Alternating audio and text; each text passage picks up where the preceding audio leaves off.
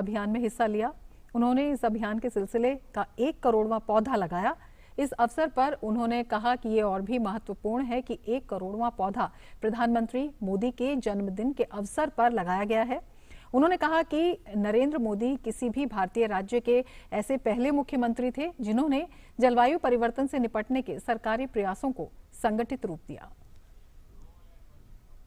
मोदी जी जब गुजरात के मुख्यमंत्री थे तब उन्होंने सर्वप्रथम क्लाइमेट चेंज डिपार्टमेंट को सरकार के अंदर प्रस्तापित करने का काम किया और ये पूरे भारत में सबसे पहला कदम था कि जलवायु परिवर्तन पर शासन चिंता करे और जलवायु परिवर्तन को बचाने के लिए, संभालने के लिए एक संस्थागत व्यवस्था, इंस्टीट्यूशनलाइज मैनेजमेंट शासन की ओर से कैसे हो सकता है, इसकी शुरुआत मोदी जी ने करी थी। गृह मंत्री ने देश की सुरक्षा के लिए सीआरपीएफ के योगदान और कुर्बानी को भी याद किया और कहा कि सीआरपीएफ के बिना देश की आंतरिक सुरक्षा संभव नहीं है।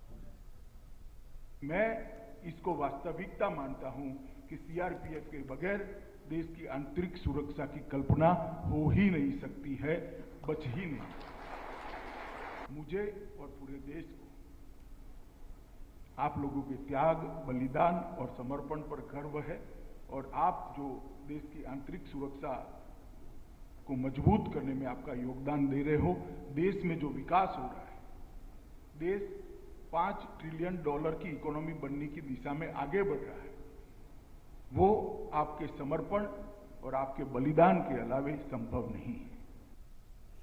लखनऊ में आज केंद्रीय वित्त मंत्री निर्मला सीतारमण की अध्यक्षता में जीएसटी काउंसिल की बैठक जारी है। कोविड-19 महामारी के बीच 20 महीनों तक वर्चुअल मीटिंग्स का दौर चलने के बाद अब लखनऊ में होने वाली परिषद की इस पूर्ण बैठक को काफी अहम माना जा रहा है। बैठक में कोविड-19 परिषद के पहले के फैसलों पर समीक्षा की जा सकती है। कई रिपोर्ट्स का ये भी कहना है कि जीएसटी काउंसिल में पहली बार पेट्रोल और डीजल को जीएसटी के दायरे में शामिल करने पर भी चर्चा की शुरुआत हो सकती है।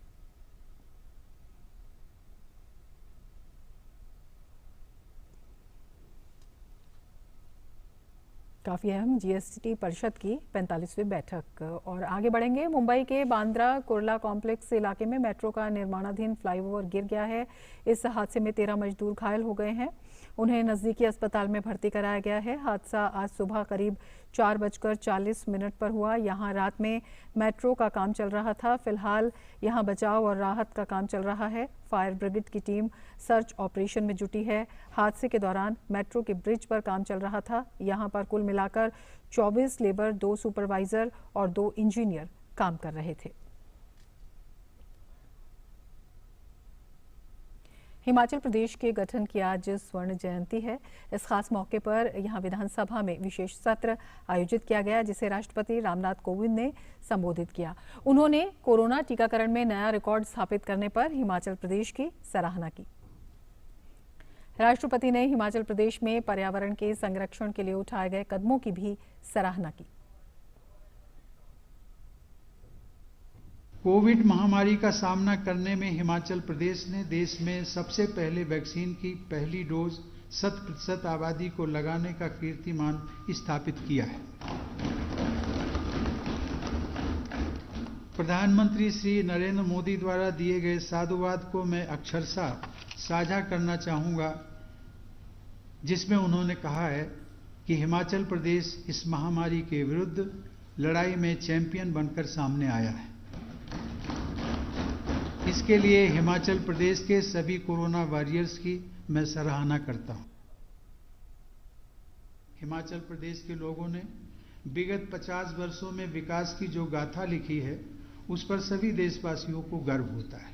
हिमाचल प्रदेश सरकार द्वारा प्रदेश की विकास यात्रा को जनमानस तक पहुंचाने की पहल अत्यंत सराहनीय है। सन 2014 में यह विधानसभा देश की पहली पेपरलेस विधानसभा बनी।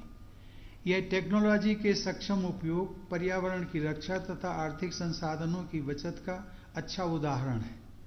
पर्यावरण के संरक्षण व संवर्धन के लिए राज्य सरकार ने प्लास्टिक के उपयोग पर प्रतिबंध लगाने सहित अनेक सराहनीय प्रयास किए हैं। हिमाचल प्रदेश के मुख्यमंत्री जयराम ठाकुर ने कहा कि अब हिमाचल प्रदेश की गिनती देश के खुशहाल और प्रगतिशील राज्यों की श्रेणी में की जाती है। उन्होंने पूर्व प्रधानमंत्री अटल बिहारी वाजपेयी को याद करते हुए उनके द्वारा शुरू की गई प्रधानमंत्री ग्राम सड़क योजना के लिए आभार जताया। पूर्ण राजत्व प्राप्त करने पर प्रदेश में भारतीय संविधान के तहत न्यायिक, प्रशासनिक तथा संस्थागत निकाय अस्तित्व में आए और प्रदेश की अविरल विकास यात्रा को बल मिला। प्रदेश के ईमानदार, कर्मठ व मेहनतकश लोगों के प्रयासों से आज हिमाचल की गिनती देश के खुशहाल एवं प्रगतिशील राज्य में की जाती है। पूर्व में देश के प्रधानमंत्री रहे श्री अटल बिहारी वाजपेयी जी को हम स्मरण करते हैं। हिमाचल के प्रति उनका बहुत प्रेम था और ऐसे पहाड़ी राज्य के लिए अगर इस प्रकार की योजना, प्रधानमंत्री ग्राम सड़क योजना जैसी योजना अगर शुरू नहीं हुई होती तो आज भी हिमाचल प्रदेश के अधिकांश गांव सड़कों के बिना होते।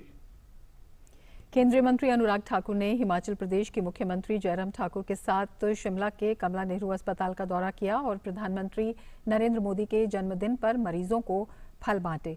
इस मौके पर उन्होंने हिमाचल प्रदेश के गठन के 50 साल पूरे होने पर खुशी जताई और कहा कि उन्हें अपने राज्य के विकास पर गर्व है।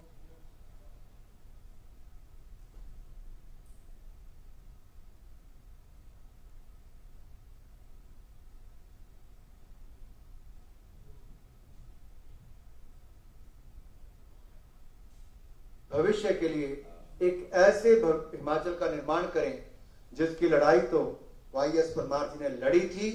इन्होंने लड़ा था कि हिमाचल अस्तित्व में आए, एक पूर्ण राज्य बने, बड़ा हिस्सा उसमें मिला।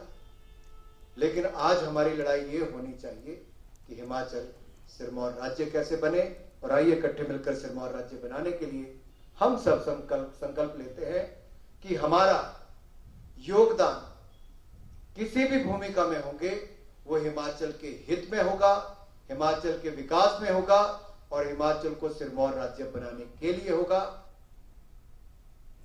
आईआईटी कानपुर और आईआईटी मद्रास के वैज्ञानिकों ने भारत में लेड प्रदूषण को कम करने की दिशा में विस्तार से अध्ययन किया है और इसके नियंत्रण के लिए सरकार को रास्ता सुझाया है। उन्होंने पूरे मानकों के साथ लेड एसिड बैटरी की रीसाइक्लिंग कर रहे संगठित क्षेत्र के लोगों को सब्सिडी देने और टैक्स में छूट देने पर जोर दिया। लेड प्रदूषण कितना जहरीला है, ये समझने के लिए देखिए ये रिपोर्ट। तमाम शहरों में मनमाने ढंग से और असुरक्षित तरीके से लेड एसिड बैटरियों की रिसाइकलिंग की प्रक्रिया हो रही है। लेड एसिड बैटरियों को जिस तरीके से तोड़ा जाता है उससे मिट्टी में एसिड और लेड फैल जाता है। इस शीशे को खुली भट्टियों में पिघलाने पर जहरीली गैसों का घनत्व बढ़ता है और ये हवा में तेजी से फैलता है। फिर मिट्टी में मिलकर शीशा पानी में जाता है तो पानी भी दूषित हो जाता है। आईआईटी के mechanical engineer professor J Ramkumar और इंडस्ट्रियल एंड मैनेजमेंट इंजीनियरिंग के असिस्टेंट प्रोफेसर विपिन समेत उनके कुछ साथियों ने इस सिलसिले में रिसर्च किया और रास्ता निकाला कि क्यों ना इसे रोकने के लिए ग्रीन तकनीक पर रिसाइकलिंग का काम कर रहे हैं या फिर संगठित तरीके से कारोबार में जुटे लोगों को टैक्स में छूट दी जाए। Our research was, can we look into this unorganized sector, look at some of the policy decisions, like can we give subsidy to organized sector who are working in lead? Can we give a subsidy to green manufacture oriented company in this lead acid battery manufacturing? We looked into the policies and then we gave with a very clear recommendations that subsidy given to organized sector who are working in these lead acid batteries will help in reducing the lead getting diffused into the environment and trying to protect future India. Lead प्रदूषण से खून की कमी, kidney पर प्रभाव, पेट के विकास में कुप्रभाव, ध्यान भंग होना और बौद्धिक क्षमता में कमी आती है। यूनिसेफ की रिपोर्ट के मुताबिक 27 करोड़ से अधिक भारतीय बच्चों सहित दुनिया के 1/3 बच्चों में लेड का जोखिम अधिक है, लिहाजा इससे निपटना बड़ी चुनौती है। Our results show that providing a subsidy to the organized recyclers and reducing the tax on the organized recyclers can reduce the lead emission to the environment. We also observe that providing very high subsidy to the organized battery remanufacturers may backfire, which can result in the closure of both organized and unorganized recycling sectors. अब इंतजार इस बात का है कि संबंधित मंत्रालय इन विशेषज्ञों की स्टडी को किस रूप में लेता है। अगर इनके सुझाए गए उपायों को अपना लिया गया तो लेड से पैदा होने वाले प्रदूषण को कंट्रोल करना मुश्किल नहीं होगा। कानपुर से राजेश श्रीवास्तव के साथ ब्यूरो रिपोर्ट, डीडी न्यूज। और अब आपकी मुलाकात करवाते हैं भुवनेश्वर में रहने वाले एक बेहद प्रतिभावान चित्रकार से, जिन्होंने अपने दोनों हाथ और एक पैर खो दिए, लेकिन उन्होंने दिव्यांगता को अपनी कमजोरी नहीं बनने दिया और आज वो एक पेंटर हैं। धरती पर प्रतिभाओं की कमी नहीं है। उड़ीसा में भी विलक्षण प्रतिभा का धनी एक ऐसा कलाकार है जिसके दोनों हाथ और एक पैर नहीं है, फिर भी वो भगवान जगन्नाथ की बेहद खूबसूरत तस्वीरें बनाते हैं। भुवनेश्वर में रहने वाले प्रभाकर प्रधान के हौसलों को दाद देनी होगी कि उन्होंने अपनी दिव्यांगता को कभी कमजोरी नहीं बनने दी, बल्कि एक पैर के सहारे ही सही अपने पैर पर खड़े हैं और किसी के मोहताज नहीं हैं। प्रभाकर कहते हैं कि सिर्फ खुद पर विश्वास करना चाहिए और किसी भी काम को करने से डरना नहीं चाहिए। विश्वास नहीं रहने से कुछ भी नहीं होगा। वो आदमी का सोचना गलत है। खुद सोचना चाहेगा ये कर सकेगा ही नहीं, खुद नहीं कर सकेंगे, कोई नहीं सोचेगा तो कर नहीं सकेंगे, तो वो नहीं कर सकेंगे कभी। मुझे आदत है पेंटिंग करना, हम नहीं करेंगे तो कैसे होगा। ये बोतल सामने है, इसको हम उठा नहीं सकेंगे तो क्यों बोतल को पकड़ना है। भरोसा चाहिए, बोतल हम उठा सकेंगे, इसको भरोसा चाहिए। भरोसा नहीं रहने से कुछ भी नहीं कर सकते। 17 साल की उम्र में एक हादसे के शिकार हुए प्रभाकर ने अपने दोनों हाथ और एक पैर को हमेशा के लिए खो दिया, लेकिन पेंटिंग के जुनून को जिंदा रखा और आज यही इनकी पहचान है। जो भी प्रभाकर प्रधान की कलाकृतियों को देखता है उसकी तारीफ किए बिना नहीं रह पाता। प्रभाकर याद करते हुए कहते हैं कि उन्हें पढ़ाई के दौरान स्कूल की पेंटिंग प्रतियोगिता में अच्छे प्रदर्शन के लिए कई बार पुरस्कार मिले। जिला स्तरीय पेंटिंग प्रतियोगिता में भी उनकी पेंटिंग को हर किसी ने सराहा और जिलाधिकारी ने मेडल और 5,000 रुपए का इनाम दिया, लेकिन गरीबी के कारण 10वीं के बाद आगे की पढ़ाई नहीं कर पाए। प्रभाकर ने जिंदगी में बहुत मुश्किलें झेली हैं। अपने जीवन यापन के लिए इन्हें दुकान पर भी काम करना पड़ा है, लेकिन चित्रकारी के शौक ने उन्हें बार बार अपनी मंजिल की ओर बढ़ने में मदद की। आज प्रभाकर कैनवास पर ही पेंटिंग नहीं करते, बल्कि उन्हें जो सामान मिल जाए उसी पर अपनी कला की बदौलत खूबसूरत चित्रकारी कर देते हैं। एक बार एक बड़ा वाला मिला था, वो कलेक्टर साहब खुद 5,000 रुपया प्राइज दिए थे। पेंटिंग बनाने घड़ी ऐसा महसूस होता है जैसे कि एक पेंटिंग में एक आदमी को बनाने से लगता है जैसे इसका जान इस पेंटिंग में आ गया है, तस्वीर पर। प्रभाकर अपनी जिंदगी से बेहद खुश हैं। उन्हें किसी किस्म का कोई मलाल नहीं। वे अपनी चित्रकारी में इतने तल्लीन हैं कि अपनी दिव्यांगता का भी कोई आभास नहीं होता।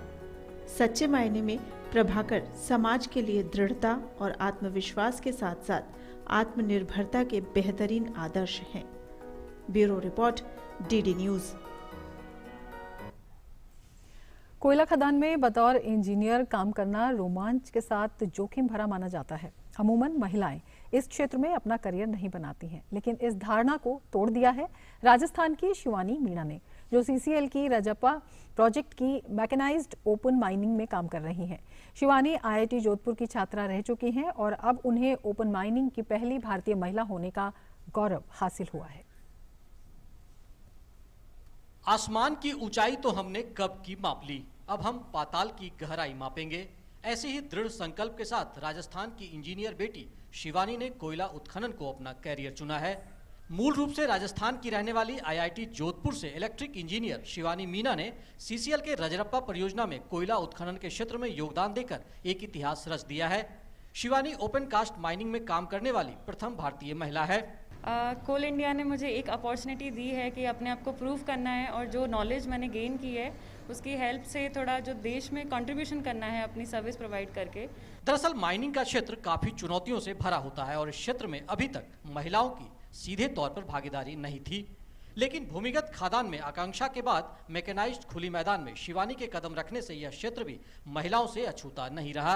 रजरप्पा की इस खुली वादियों में आप देख सकते हैं कि हमारे पीछे ये खुला माइंस है और यहाँ से महिला सशक्तिकरण की नई कहानी लिखी जा रही है। सीसीएल रजरप्पा इस इतिहास का गवाह बनकर स्वयं को गौरवान्वित महसूस कर रहा है। सीसीएल के पदाधिकारी से लेकर कर्मचारी तक सभी शिवानी को इस खादान में पैर जमाने में पूरा सहयोग कर रहे हैं। ये हमारे क्षेत्र में रजरप्पा में, सीसीएल में और संभवतः कोल इंडिया में प्रथम बार एक महिला उत्खनन इंजीनियर की पोस्टिंग ओपन कास्ट में हुई है। राजस्थान वीरों और वीरांगनाओं की धरती रही है। राजस्थान के शौर्य और पराक्रम को आगे बढ़ाते हुए शिवानी ने उसके गौरवशाली इतिहास में एक और अध्याय जोड़ दिया है। रजरप्पा का ये खुला खादान है, जहां पर हमारे पीछे देख सकते हैं ये नंदी है और गरुड़ यहाँ पर है। तो इस तरह के जो यहाँ पर ये औजार हैं, इसको चलाने की जिम्मेदारी अब सुश्री शिवानी को दी गई है और इसके जरिए हम देख सकते हैं कि महिला सशक्तिकरण की जो झलक है और लगातार केंद्र सरकार का जो फोकस है बेटी बचाओ बेटी पढ़ाओ और बेटियां किस तरह से आगे बढ़ रही है, उसकी झलक भी इस रजरप्पा खादान में देखने को मिल रही है। अपने सहयोगी के तिवारी और अवधेश के साथ मैं दिवाकर कुमार, दूरदर्शन समाचार, रांची। जलियांवाला बाग अब नए रंग रूप में दुनिया के सामने है, जिसे देखने के लिए दूर दूर से लोग आ रहे हैं। जिस तरह यहाँ लोगों का हुजूम लगा है, उसे देखकर कहा जा सकता है कि आने वाले दिनों में ये जगह पर्यटन के लिहाज से काफी तरक्की करेगी। जलियांवाला बाग करीब 1.5 साल बाद नए रूप में रोज सुबह 7 बजे से रात 9 बजे तक पर्यटकों के लिए खुलता है। बाग के एंट्री पॉइंट पर ही बनाई गई शहीदों की प्रतिमाएं महान देश की गाथा सुनाती हैं और बताती हैं कि किस तरह से भारत को आज़ाद करवाने के लिए लोगों ने अपनी जान गंवाई थी। जलियांवाला बाग में पहली बार शहीदी कुएं को लोग इतनी गहराई से देख पा रहे हैं। दीवार पर गोलियों के निशान संरक्षित किए गए हैं। जिस गली से अंग्रेज बाग में घुसे थे, वहां पर शहीदों की प्रतिमाएं बनाई गई हैं। ये प्रतिमाएं हंसते मुस्कुराते हुए बाग में जाते हुए लोगों की है, लेकिन यही लोग बाग में शहीद हो गए थे। इसके अलावा पूरे बाग में सुंदर लाइटिंग की गई है। नवीनीकरण के लिए 15 फरवरी 2020 को बाग पूरी तरह से बंद कर दिया गया था।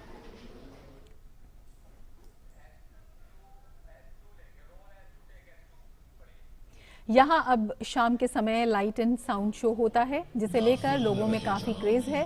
सैलानी अब यहाँ की गैलरियों में जाकर 13 अप्रैल 1919 को हुई क्रूर घटना के इतिहास और शहीदों के बारे में जानकारी ले रहे हैं। अंग्रेजों ने किस तरह निहत्थे लोगों पर क्रूरता दिखाई और सैकड़ों लोगों को शहीद कर दिया, ये सब देखकर कई लोगों की आंखें भी नम हो जाती हैं।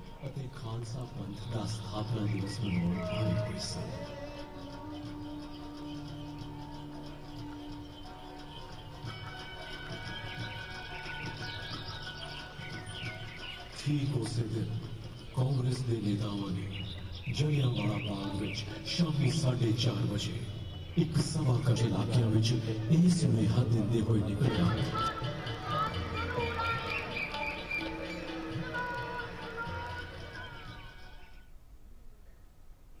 आगे बढ़ते हैं। मेक्सिको में स्वतंत्रता दिवस समारोह शुरू होने के बाद राष्ट्रपति एंड्रेस मैनुएल लोपेज ओब्राडोर ने देश की सैन्य शक्ति का प्रदर्शन किया। इस समारोह के लिए लोग मेक्सिको सिटी के ऐतिहासिक केंद्र में इकट्ठा हुए, जिसमें कम उड़ान भरने वाले वायुसेना के जेट शामिल थे। इसके अलावा सैकड़ों सैनिकों ने बड़े ही जोश के साथ मार्च किया। दरअसल सैन्य परेड मेक्सिको के सशस्त्र बलों को सम्मानित करने का जहां एक बेहतरीन मौका है, वहीं स्थानीय लोगों को अपने देश की ताकत जानने का अवसर देता है।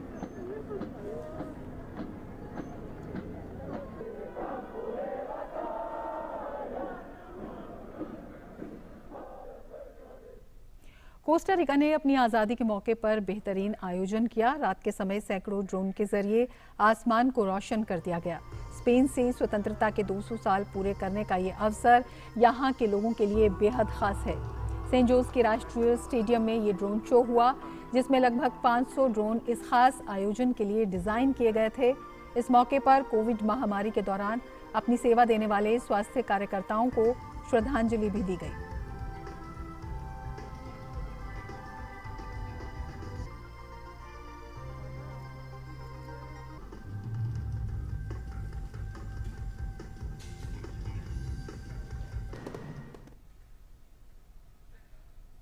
और चीन के सबसे लंबे अंतरिक्ष मिशन के बाद अब अंतरिक्ष यात्री पृथ्वी पर लौट रहे हैं। चीन के शेनझोउ 12 मानवयुक्त अंतरिक्ष यान को अंतरिक्ष स्टेशन से अनडॉक किया गया। ग्राउंड सपोर्ट टीम के साथ एक वीडियो कॉल में अंतरिक्ष यात्रियों ने अपने काम के बारे में जानकारी दी और मिशन कंट्रोल स्टाफ को उनकी सहायता के लिए धन्यवाद दिया। 3 अंतरिक्ष यात्री नी हैशंग, लियो बोमिंग और टेंग होंगबो अंतरिक्ष स्टेशन के कोर मॉड्यूल तियाने में 90 दिन तक रहने और काम करने के बाद अपनी यात्रा शुरू कर रहे हैं।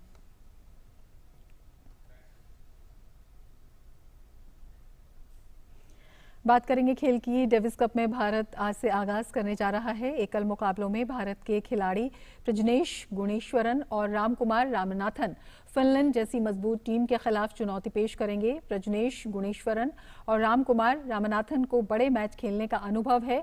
उन्होंने बेहतर खिलाड़ियों के खिलाफ खेला है, लेकिन अब करीबी मुकाबले खेलने से आगे बढ़ने की जरूरत है। उन्हें बड़े मैच जीतने होंगे ताकि भारत अगले साल क्वालिफायर में जगह बना सके।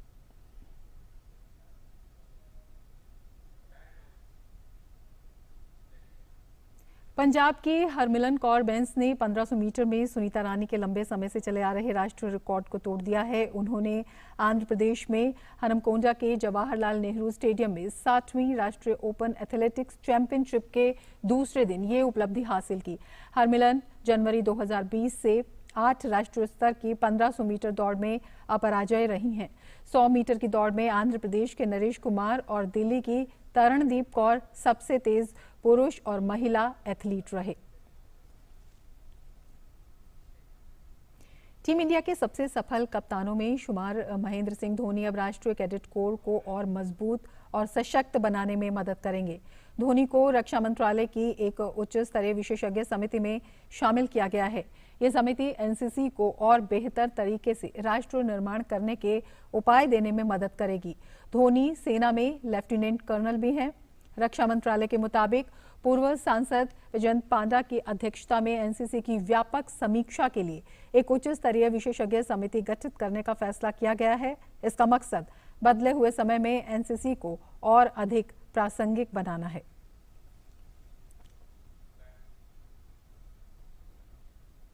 कोरोना महामारी के कारण कई बार टल चुका पुरुषों के एशियाई चैंपियंस ट्रॉफी हॉकी टूर्नामेंट को इस साल दिसंबर तक स्थगित कर दिया गया है। इस बात की पुष्टि बांग्लादेश हॉकी फेडरेशन ने शुक्रवार को की। ये टूर्नामेंट ढाका में Japan, Bharat, Pakistan, Korea, Malaysia और मेजबान बांग्लादेश के बीच खेला जाएगा। पहले ये टूर्नामेंट अक्टूबर में खेला जाना था। पुरुषों के टूर्नामेंट की तारीख में बदलाव होने के बाद अब महिलाओं के टूर्नामेंट की तारीख में भी बदलाव देखने को मिल सकता है।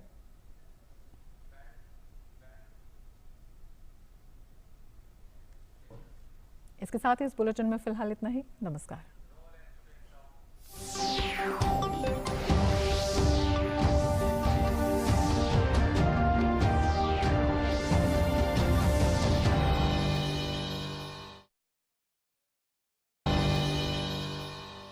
देखिए, आपके घर की एक एक दीवार चीख चीख कर कह रही है कि अच्छी सीमेंट क्यों नहीं लगाई। अगर वंडर सीमेंट लगाते तो दीवारें इतनी मजबूत होती कि आपके घर की दीवारों में बिल्कुल दरारें नहीं पड़ती। वंडर सीमेंट, जब भी आए भला कर जाए।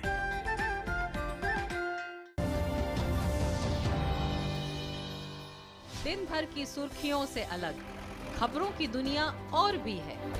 खबरें जो आपको दे नया नजरिया, खबरें जिसमें दिखे समाज की परछाई, ऐसी खबरें जो कहती हैं न्यू इंडिया की कहानी। खबरें जो है अनछुई, कुछ खट्टी कुछ मीठी, हम लाते हैं आपके लिए ढूंढकर। खबर हटकर सोमवार से शुक्रवार दोपहर 3:30 बजे और शाम 5:30 बजे सिर्फ डीडी न्यूज पर।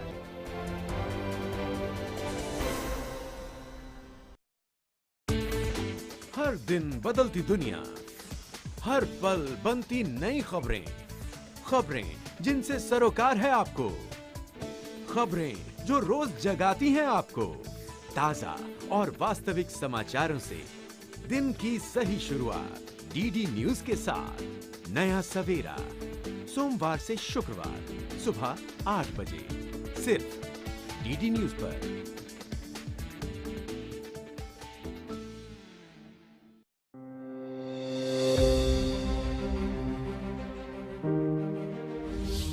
हिंदुस्तान एक ऐसा मुल्क है अनेक प्रकार के लोग रहते हैं, बहुत से अलग अलग मजहब है, अलग अलग जाति है और अलग अलग हमारा पोशाक है, अलग अलग हमारी जबान है।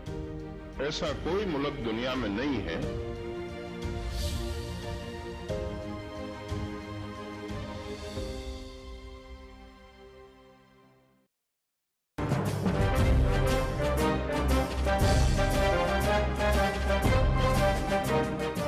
आप संगठित शक्ति से शांति और अहिंसा पूर्वक आत्म बलिदान करने के लिए जल्द से जल्द तैयार हो जाइए। न मालूम कब बिगुल बज उठे।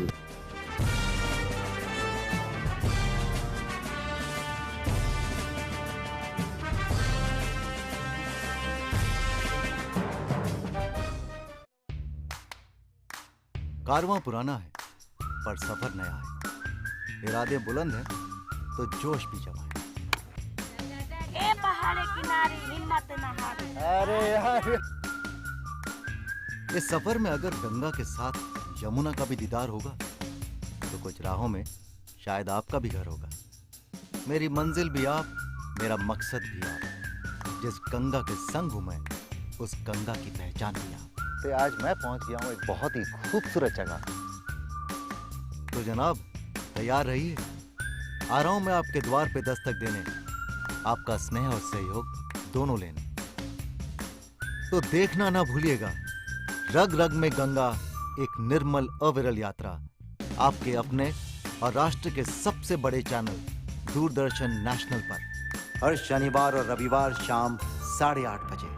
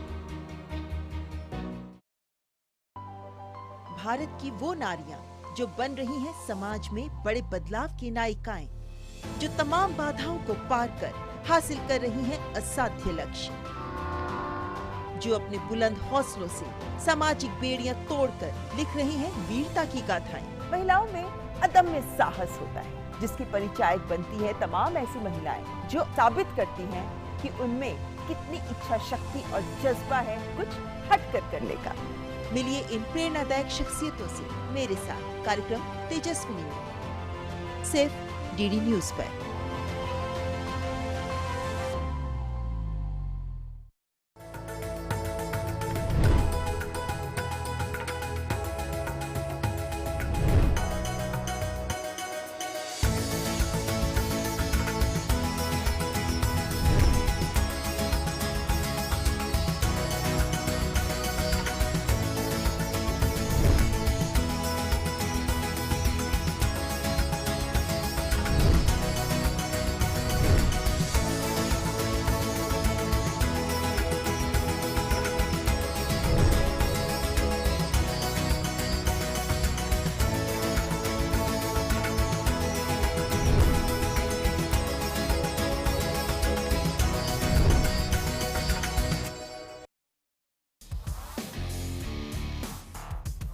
Congratulations for winning bronze in high jump in T63 category. How big is this win for you? Bronze is the new gold, especially with the things that I've been going through.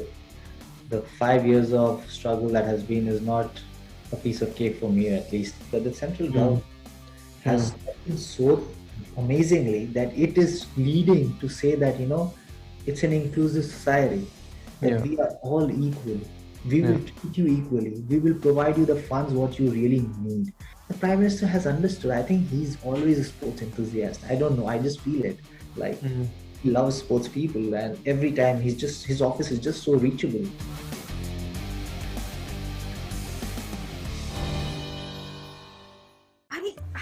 अरे मामा जी, अब कुछ खा नहीं रहे हैं, कुछ बोल भी नहीं रहे हैं। आप लोग इतना कुछ बोल रहे हैं कि आपको कुछ भी सुनाई नहीं दे रहा है।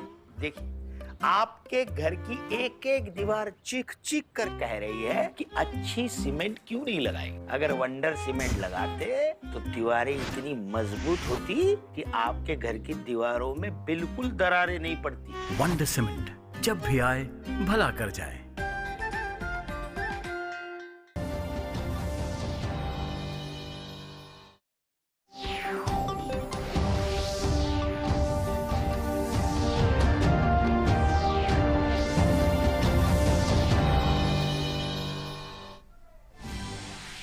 प्रधानमंत्री नरेंद्र मोदी ने एससीओ शिखर सम्मेलन में बढ़ते हुए कट्टरवाद को बताया चिंता का कारण। कहा, अफगानिस्तान में हाल ही के घटनाक्रम पर मिलकर करना होगा काम।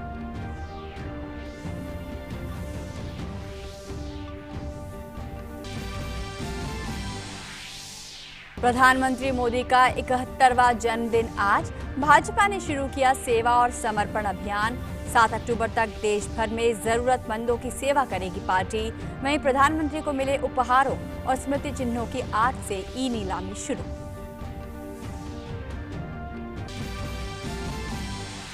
महाराष्ट्र के नांदेड़ में गृह मंत्री अमित शाह ने सीआरपीएफ के पौधारोपण अभियान का लगाया 1 करोड़वां पौधा। कहा, बिना सीआरपीएफ के असंभव है देश की आंतरिक सुरक्षा।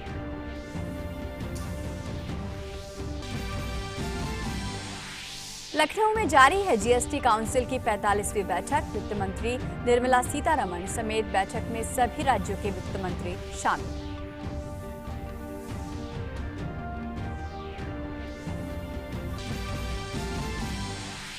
देश में आज अभी तक रिकॉर्ड 1,36 लाख से ज्यादा लगाई गई कोविड वैक्सीन की डोज। कुल टीकाकरण का आंकड़ा 78 करोड़ के पार।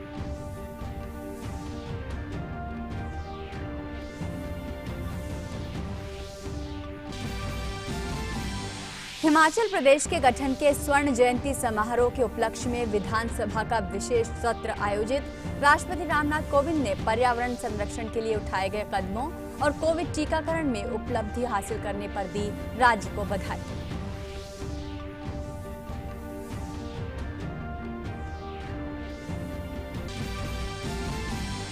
और पंजाब की हरमिलन कौर बैंस ने 1500 मीटर में 19 साल पुराना रिकॉर्ड तोड़कर जीता खिताब। 60वीं राष्ट्रीय ओपन एथलेटिक चैंपियनशिप में सुनीता रानी के लंबे समय से चले आ रहे राष्ट्रीय रिकॉर्ड को तोड़ा। नमस्कार, समाचार अब विस्तार से। प्रधानमंत्री नरेंद्र मोदी ने वीडियो कॉन्फ्रेंस के माध्यम से आज एससीओ शिखर सम्मेलन को संबोधित किया। उन्होंने कहा कि अफगानिस्तान के हालात के बाद चुनौती और बढ़ गई है। शांति और सुरक्षा को लेकर चिंता करने की जरूरत है। पीएम ने बढ़ती हुई कट्टरता पर भी फिक्र जताई। एससीओ की 20वीं वर्षगांठ इस संस्था के भविष्य के बारे में सोचने के लिए भी उपयुक्त अवसर है। मेरा मानना है कि इस क्षेत्र में सबसे बड़ी चुनौतियां शांति, सुरक्षा और ट्रस्ट डेफिसिट से संबंधित है और इन समस्याओं का मूल कारण बढ़ता हुआ रेडिकलाइजेशन है। अफगानिस्तान में हाल के घटनाक्रम ने इस चुनौती को और स्पष्ट कर दिया है। इस मुद्दे पर एससीओ को पहल लेकर कार्य करना चाहिए। प्रधानमंत्री ने कहा कि भारत में और एससीओ के लगभग सभी देशों में इस्लाम से जुड़ी उदारवादी, सहिष्णु और समावेशी एससीओ को इनके बीच एक मजबूत नेटवर्क विकसित करने के लिए काम करना चाहिए। इस संदर्भ में मैं एससीओ के रेट्स मैकेनिज्म द्वारा किए जा रहे उपयोगी कार्य की प्रशंसा करता हूं। अपने संबोधन में प्रधानमंत्री ने ईरान का एससीओ के नए सदस्य देश के रूप में जुड़ने पर स्वागत किया। इस साल हम एससीओ की भी 20वीं वर्षगांठ मना रहे हैं। यह खुशी की बात है कि इस शुभ अवसर पर हमारे साथ नए मित्र जुड़ रहे हैं।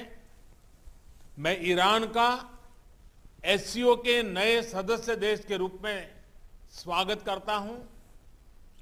मैं तीनों नए डायलॉग पार्टनर्स सऊदी अरब, इजिप्ट और कतर का भी स्वागत करता हूं। और प्रधानमंत्री मोदी का आज 71वां जन्मदिवस है और इस खास दिन पर बीजेपी एक नए मिशन के साथ काम में जुट गई है। आज से भाजपा ने सेवा और समर्पण अभियान की शुरुआत कर दी है। इस अवसर पर पार्टी अध्यक्ष जेपी नड्डा ने पीएम को उनके जन्मदिन की बधाई दी और कहा कि उन्होंने देश में राजनीति की परिभाषा को बदल दिया है। नड्डा ने कहा कि प्रधानमंत्री ने देश में जातिवाद, परिवारवाद और तुष्टीकरण की राजनीति की जगह विकास की राजनीति को बढ़ावा दिया है। पार्टी अध्यक्ष ने सेवा और समर्पण अभियान की शुरुआत करते हुए कहा कि पीएम के नेतृत्व में भाजपा का मूल मंत्र सेवा ही संगठन बन गया है। मुझे इस बात की हार्दिक प्रसन्नता है कि आज भारतीय जनता पार्टी परिवार ने आदरणीय प्रधानमंत्री जी के जन्मदिन पर सेवा और समर्पण अभियान की शुरुआत की है। जन सेवा से अधिक संतोषजनक और कोई कार्य नहीं हो सकता। आज हमारे करोड़ों कार्यकर्ता देश के कोने कोने में कोविड वैक्सीनेशन अभियान को गति देने में अपनी महत्वपूर्ण भूमिका निभा रहे हैं। कई जगह ब्लड डोनेशन के कैंप्स, मेडिकल कैंप्स और स्वच्छता के अभियान चलाए जा रहा है। दिल्ली में भाजपा मुख्यालय में प्रधानमंत्री नरेंद्र मोदी की बचपन से लेकर अब तक की तस्वीरों की एक प्रदर्शनी लगाई गई है। इसका शुभारंभ पार्टी अध्यक्ष जेपी नड्डा ने किया। इस प्रदर्शनी में गुजरात के मुख्यमंत्री से लेकर प्रधानमंत्री के रूप में 20 साल के प्रशासनिक अनुभव की झलक भी देखी जा सकती है। क्या कुछ खास है इस प्रदर्शनी में? देखिए बीजेपी दफ्तर से हमारे संवाददाता राजेश राज की रिपोर्ट। प्रधानमंत्री नरेंद्र मोदी के जन्मदिन के मौके पर भारतीय जनता पार्टी के राष्ट्रीय अध्यक्ष जेपी नड्डा ने एक प्रदर्शनी का शुभारंभ किया है, जो सेवा और समर्पण अभियान जो है भारतीय जनता पार्टी का, उसका भी विधिवत इससे शुभारंभ हो गया। आप हमारे पीछे देख सकते हैं कि ये सेवा और समर्पण अभियान का राष्ट्रीय अध्यक्ष जेपी नड्डा ने शुभारंभ कर दिया है।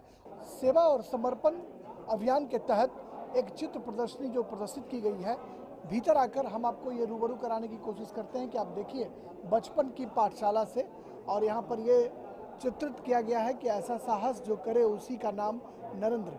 जब उम्र 7-8 साल की थी तो बालक नरेंद्र ने मगरमच्छों से भरे तालाब में तैरकर मंदिर पर ध्वज लहराया और उसी तालाब से मगरमच्छ का एक बच्चा भी पकड़कर घर ले आया और मां के समझाने पर वापस छोड़ आए। इन तस्वीरों को खूबसूरती के साथ दिखाने की कोशिश की गई है। ये बालक नरेंद्र मोदी ही हैं जिनके हाथों में ये मगरमच्छ जो है उनकी तस्वीर है, और गांव के लोगों के साथ जो बचपन से ही गांव के पिछड़े और दलित पिछड़े और वंचितों की दशा को लेकर नरेंद्र के दिल में करुणा थी।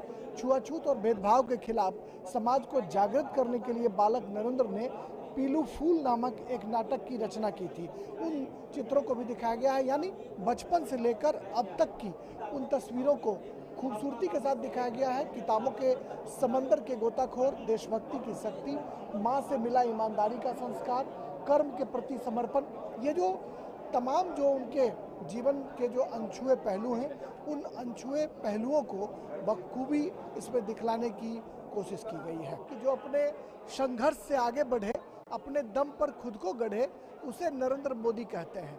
जनप्रिय, लोकप्रिय, सर्वप्रिय राजनेता, संकट मोचक बने मोदी, पर्यावरण का सिपाही, ये वो गैलरी है जिसमें प्रधानमंत्री नरेंद्र मोदी की जो वैश्विक छवि पूरे दुनिया भर के मुल्कों में उभर कर सामने आई है, उसकी खूबसूरत वानगी आप देख सकते हैं कि भारतीय संस्कृति और विरासत की रक्षा, जितना ऊंचा कद उतनी विशाल प्रतिमा, संसाधन वही, निर्माण की रफ्तार नई। प्रधानमंत्री नरेंद्र मोदी के शून्य से लेकर शिखर तक का सफर इन चित्रों में बखूबी आप देख सकते हैं, जिसे भारतीय जनता पार्टी ने प्रदर्शित किया है, चित्रित किया है और यह दिखाने की कोशिश की है कि नरेंद्र भाई मोदी किस तरीके से दुनिया भर के मुल्कों में अपने कामयाबी और हिंदुस्तान की कीर्ति का पताका लहरा रहे हैं। कैमरामैन प्रमोद नेगी के साथ बीजेपी दफ्तर से मैं राजेश राज, डीडी न्यूज़ के लिए। और प्रधानमंत्री मोदी के जन्म दिवस पर कोरोना टीकाकरण अभियान आज ऐतिहासिक रफ्तार से जारी है। अब तक 1.25 करोड़ से ज्यादा टीके लगाए जा चुके हैं और ये आंकड़ा तेजी से बढ़ता जा रहा है। केंद्रीय स्वास्थ्य मंत्री ने विश्वास जताया है कि आज टीकाकरण का एक नया कीर्तिमान बनाकर प्रधानमंत्री को उपहार स्वरूप दिया जाएगा।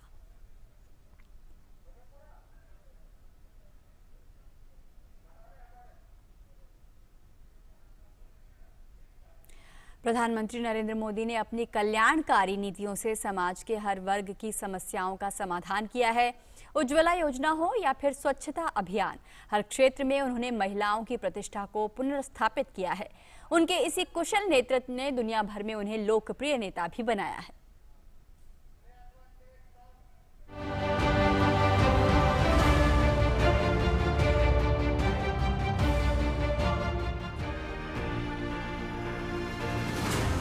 सितंबर 2021 में द मॉर्निंग कंसल्ट के एक सर्वे में देश के प्रधानमंत्री नरेंद्र मोदी को दुनिया का सबसे लोकप्रिय नेता बताया गया। 2 सितंबर को अपडेट किए गए इस सर्वे में प्रधानमंत्री मोदी ने 13 दिग्गज राष्ट्रों के ताकतवर प्रमुखों को पीछे छोड़ते हुए पहला स्थान बनाया। ये एक वानगी भर है प्रधानमंत्री नरेंद्र मोदी की लोकप्रियता का। प्रधानमंत्री नरेंद्र मोदी की लोकप्रियता को अगर आपको उदाहरण से समझना हो तो सोशल मीडिया पर उनकी जबरदस्त फैन फॉलोइंग को देखकर समझा जा सकता है। प्रधानमंत्री नरेंद्र मोदी को ट्विटर पर 7 करोड़ से ज्यादा लोग फॉलो करते हैं। वहीं फेसबुक पर प्रधानमंत्री को तकरीबन 4.5 करोड़ से ज्यादा लोग, जबकि इंस्टाग्राम पर उनके फॉलोअर की संख्या तकरीबन 6 करोड़ के आसपास है। ट्विटर पर प्रधानमंत्री को और प्रधानमंत्री कार्यालय को दोनों को मिलाकर कम से कम 11 करोड़ लोग फॉलो करते हैं, जबकि अमेरिकी राष्ट्रपति जो बाइडेन और उनके कार्यालय को 4.5 करोड़, तुर्की के राष्ट्रपति एर्दोगान को 2.5 करोड़ और इंडोनेशिया के राष्ट्रपति जोको विडोडो को 1 करोड़ 60 लाख लोग फॉलो करते हैं। यहाँ तक कि कैथोलिक धर्म गुरु पोप फ्रांसिस भी लोकप्रियता के मामले में भारतीय प्रधानमंत्री मोदी से सोशल मीडिया में बहुत ही पीछे हैं। उनको ट्विटर पर 5 करोड़ 20 लाख लोग फॉलो करते हैं। प्रधानमंत्री नरेंद्र मोदी युवाओं में ही लोकप्रिय हैं, ऐसी बात भी नहीं। उनकी लोकप्रियता हर उम्र, हर वर्ग के लोगों के बीच वैसी ही है। हर वर्ग का व्यक्ति आपको नरेंद्र मोदी के व्यक्तित्व से प्रभावित मिलेगा। इसकी एक वजह भी है। अपनी नीतियों में, अपनी योजनाओं में प्रधानमंत्री राष्ट्र प्रथम के मंत्र को अक्षरशः ही पालन करते हैं। अपने कार्यों के जरिए वो हर वर्ग, हर व्यक्ति की समस्याओं के समाधान की दिशा में आगे बढ़ते दिखते हैं।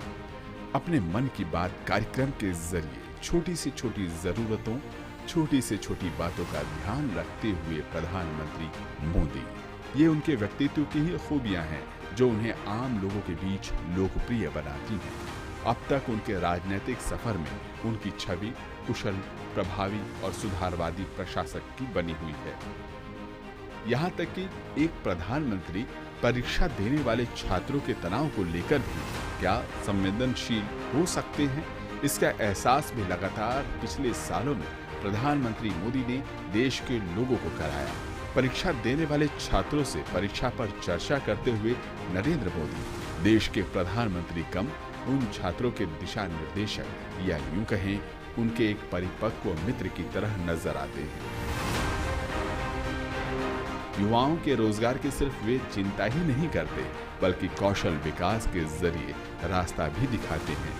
देश की सीमा की सुरक्षा की बात हो, सदियों से आतंक की पीड़ा झेल रहे देश का प्रत्युत्तर देने की बात हो, या फिर सीमा पर लड़ रहे जवानों के साथ होली दीपावली मनाने की बात हो, प्रधानमंत्री हमेशा कुछ अलग कर देश के हर नागरिक के मन में एक आस जगाते हैं कि राष्ट्र प्रथम।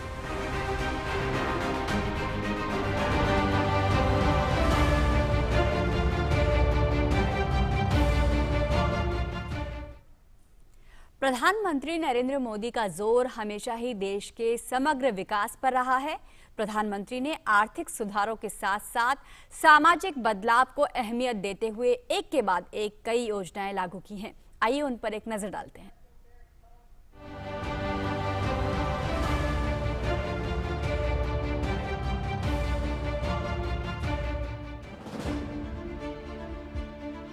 प्रधानमंत्री के रूप में नरेंद्र मोदी ने जब कमान संभाली तब देश की उम्मीदें भी जुड़ गई। उन्होंने सामाजिक बदलाव को अहमियत देते हुए एक के बाद एक योजनाएं लागू की।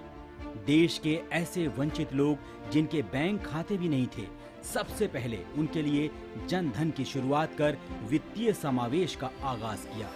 जो गरीब है, जिसको कम से कम ब्याज से पैसा मिलना चाहिए, वो अमीर से 5 गुना ज्यादा ब्याज से पैसे लेता है। हर प्रकार से उसके जीवन में संकट पैदा होने का वो कारण की शुरुआत हो जाती है। एक बार साहूकार से पैसे लिए, कभी उस चुंगाल से वो मुक्त नहीं हो पा रहा है। क्या इस देश की इतनी बड़ी बैंकिंग व्यवस्था, इतनी बड़ी फाइनेंशियल सिस्टम, उसका दायित्व नहीं है कि इस विष चक्र से गरीबों को मुक्ति दिलाए? आज गरीबों को विष चक्र से मुक्ति की आजादी का पर्व मैं मना रहा हूं। सुधारों का चक्र यही नहीं रुका।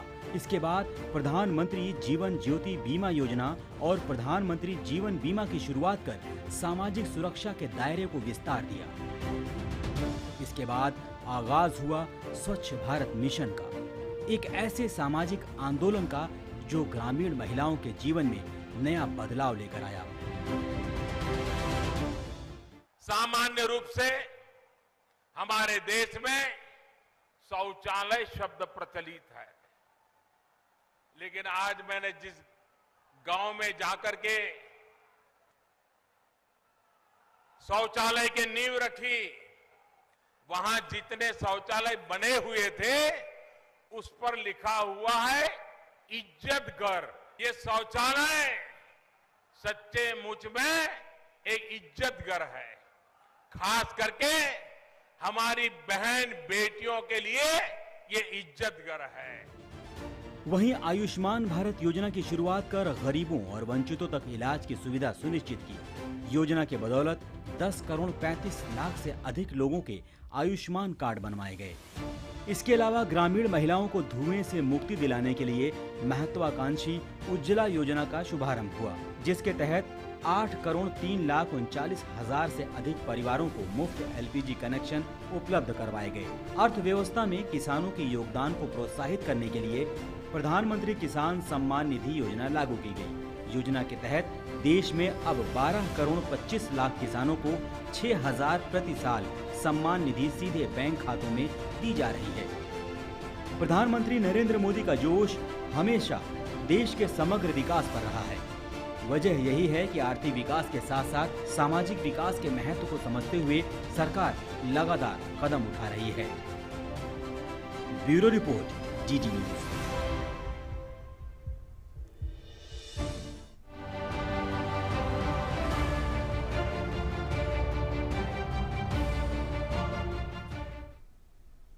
प्रधानमंत्री नरेंद्र मोदी के प्रयासों से ही भारत का नाम भी दुनिया की 8 आर्थिक महाशक्तियों में शुमार हुआ है।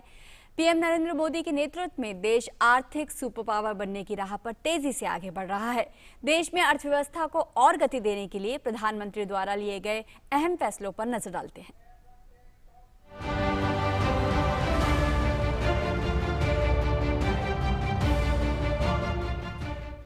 देश की आर्थिक गति को तेज करने के लिए प्रधानमंत्री मोदी ने देश में उत्पादन को बढ़ाए जाने पर जोर दिया।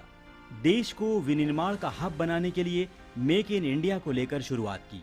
विनिवेश को आकर्षित करने के लिए कई कानूनी प्रक्रियाओं को आसान किया। GST लागू कर टैक्स के मकड़ जाल को खत्म किया।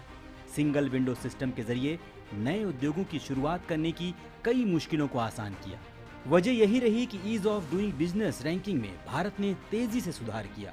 साल 2013-14 के 142 स्थान के मुकाबले देश अब 63वें स्थान पर पहुंच चुका है। There have been many consistent strategies and consistent vision that has been offered by the Prime Minister throughout his leadership of, let's say, Gujarat and the country.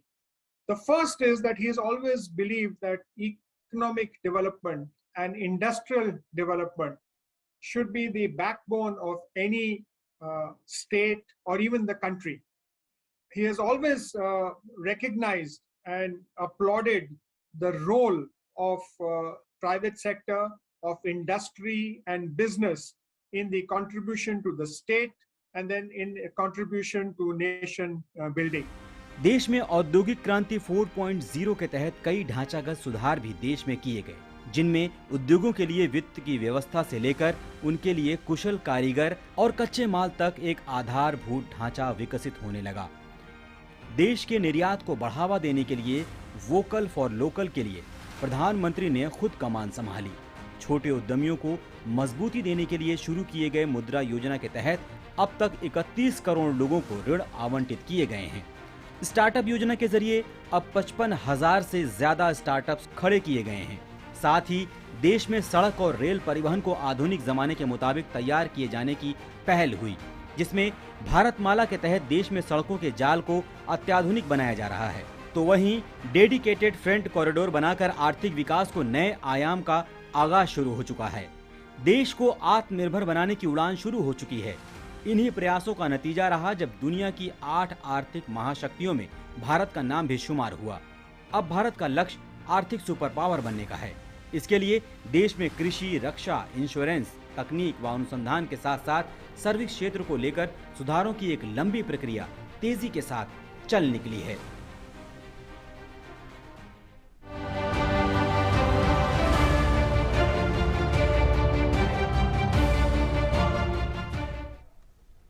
संस्कृति मंत्रालय प्रधानमंत्री नरेंद्र मोदी को मिले उपहारों और मेमेंटो की आज से ई नीलामी शुरू कर दी है। इनमें ओलंपिक और पैरालंपिक पदक विजेताओं के स्पोर्ट्स गियर और उपकरण, अयोध्या राम मंदिर, 4 धाम और रुद्राक्ष सम्मेलन केंद्र की प्रतिकृति, मॉडल, मूर्तियां, पेंटिंग, अंग वस्त्र और अन्य उपहार शामिल हैं।